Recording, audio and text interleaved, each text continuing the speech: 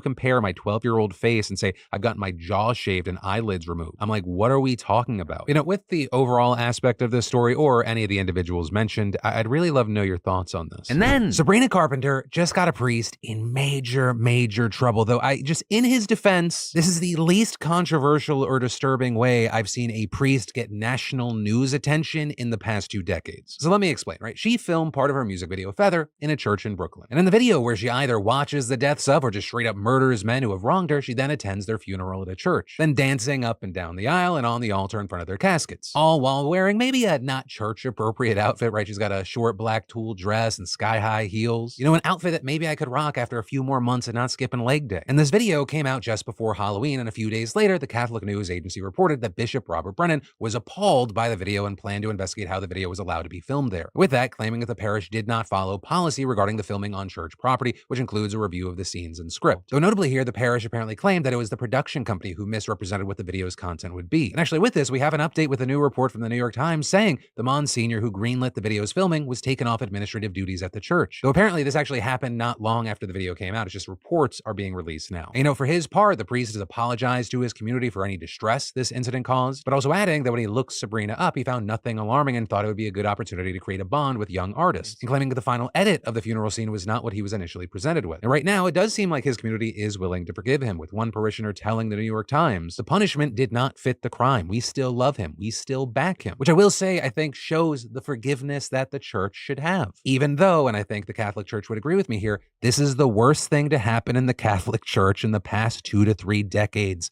No doubt. And it shows how dedicated they are to their flock's safety. And then, in huge international news, India just announced that they've rescued 41 construction workers who were trapped underground for over a week. So these 41 men were working on the $1.5 billion Char Dam Highway, which is meant to connect 4 Hindu pilgrimage sites and is one of Prime Minister Modi's prized projects. However, while they were digging through the Himalayas, the tunnel collapsed and trapped the men for 17 days. And while it's unclear right now what exactly caused the collapse, the mountainous region is well known for earthquakes, floods, and landslides. And as far as how the Char Dam 41 managed to stay alive so long, it's because rescue crews drilled little passageways under the chamber and pumped in oxygen, water, and food. And at the same time, crews were working around the clock to open up a passage big enough to get the men out. And while they tried a number of methods, the one that proved to be the most effective, despite many snags along the way, was just to drill through the debris that was blocking the tunnel, with eventually the workers connecting a 3-foot wide pipe to the outside. And with this, initial reports indicated that a wheeled stretcher was sent to them to help them out, but according to the chief minister of the local state, the workers actually preferred to crawl out on their own, which also, after all that time, was a good indication of their health, with the minister adding that they were all healthy. And so with this, we saw crews and locals celebrating each time a man came out of the tunnel, although the rescued workers understandably didn't stay long as they were sent away in ambulances to make sure that they were actually fine. And reportedly, after this whole ordeal, the workers are getting $1,200, which I know is not and does not sound like a lot, but at the same time, these workers are from India's poorest states and working a low-paying job. So that $1,200 ends up actually being equal to 6 months of the average salary in the state. So also with this, you had the local chief minister reportedly asking the company that these 41 workers be allowed to go home and spend time with their family for 15 days, 20 days, or even a month. Though also, for me personally, I can't imagine being in these men's shoes. Because the reality is they are likely going to have to go back to this job. And I know my soft Play-Doh ass would be completely traumatized, so the idea of going back is almost unthinkable. But hey, for now, let's live in the now and just be happy that everyone's okay. And then, in U.S. politics, we gotta talk about Tommy Tuberville, because Tommy is either the biggest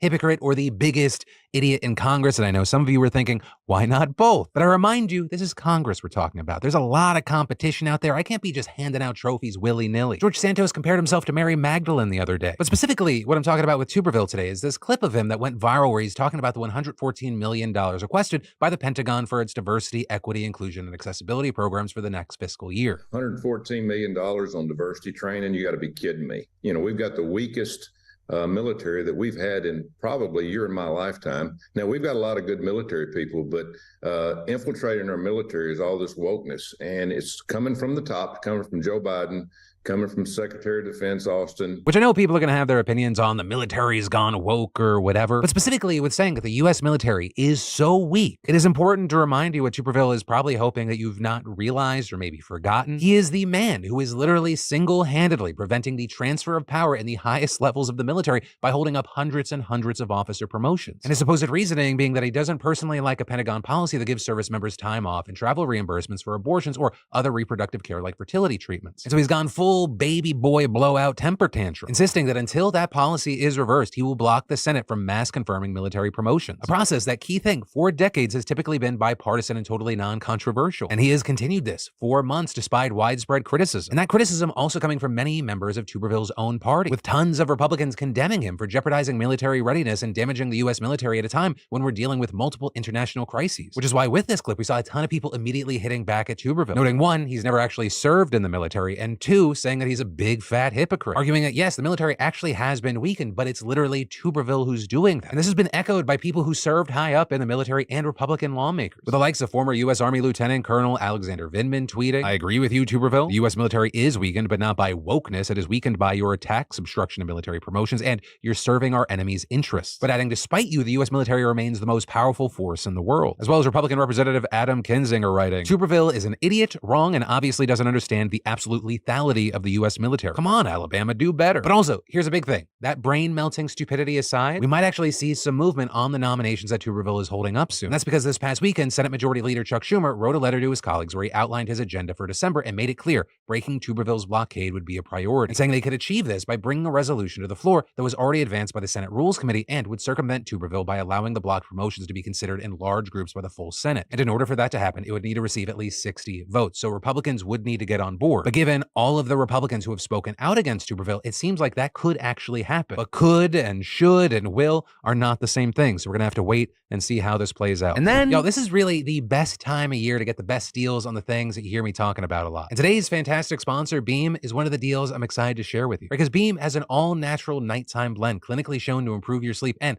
let me tell you, it works. It helps me stay asleep, and I wake up feeling refreshed and energized. And it's not like other sleep aids that make you feel groggy in the morning. You know, before Dream, I had a hard time winding down and shutting my brain off after a busy workday. But Dream has changed the sleep game for me. Plus, it tastes like a delicious hot cocoa, and it helps curb my sweet tooth, and only at 15 calories. And, you know, with all this, I was skeptical about it at first, but let me tell you, just 30 minutes after drinking it, I can hardly keep my eyes open. And Beam has multiple flavors to choose from too. White chocolate, peppermint, and sea salt caramel are my go-to. And this is the most exclusive sale of the year with Beam and the best discount I've ever had. Just go to shopbeam.com/DeFranco or scan the QR code to save up to 50% off and a free frother. Yes, really, up to 50% off when you go to shopbeam.com/DeFranco or just scan the QR code. And then, yo, we're still years away from the 2028 Los Angeles Olympics, and the International Olympic Committee is already fucking shit up, which honestly, I could be referring to a number of things there, but specifically what I want to talk about today is lacrosse. Because just a few weeks ago, the IOC approved lacrosse to be added to the 2028 roster, marking the first time in over a century that the sport will return as a medal event. And as a part of that decision, the IOC also approved 4 other sports: baseball or softball for women, cricket, flag football, and squash. And in a statement announcing the move, IOC President Thomas Bach argued, "The choice of these 5 new sports is in line with the American sports culture and will showcase iconic American sports to the world." And adding, their inclusion will allow the Olympic movement to engage with new athlete and fan communities in the US and globally. Right? Each of the 5 sports committee added is intended to represent different aspects of American culture. And lacrosse, which is widely considered the oldest team sport in North America, is meant to represent the indigenous tribes in North America that invented the sport. In fact, it's been reported that organizers for the Los Angeles Olympics and World Lacrosse, the Sports International Federation, leaned heavily into the indigenous history of the sport to sell the IOC on the idea. But despite all that, the IOC is refusing to let a team of indigenous players whose ancestors literally invented lacrosse play in the 2028 games. Right? And the team in question is the Haudenosaunee Nationals, formerly known as the Iroquois Nationals. And they represent the Haudenosaunee Confederacy, which is a European-like alliance representing the 6 Native American nations